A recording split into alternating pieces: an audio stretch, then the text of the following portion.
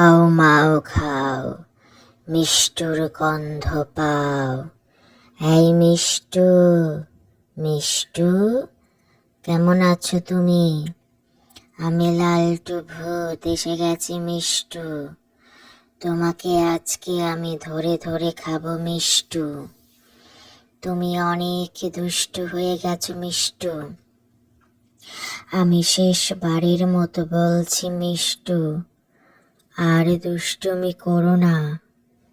বেশি বেশি দুষ্টুমি করলে আমি কিন্তু আসবো তোমার কাছে মিষ্টু।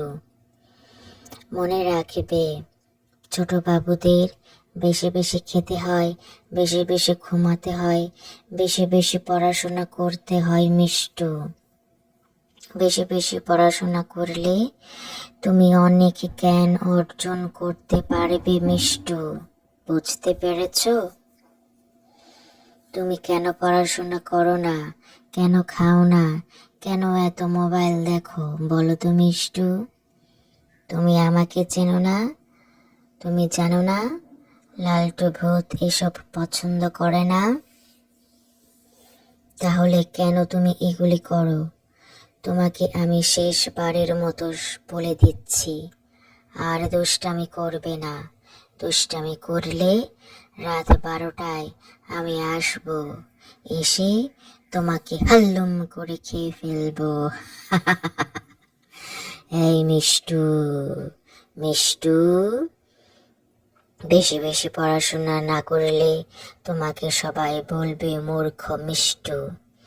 সেটা শুনতে তোমার কেমন লাগবে বলো তো মিষ্টু?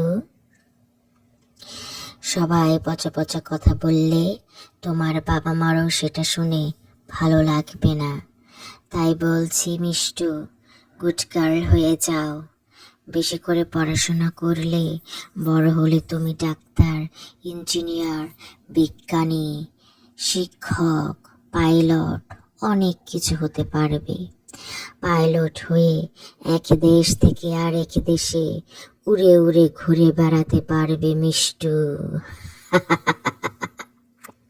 মিষ্টু, তুমি যদি বেশি বেশি মোবাইল দেখো তাহলে তোমার চোখগুলো নষ্ট হয়ে যাবে মিষ্টু।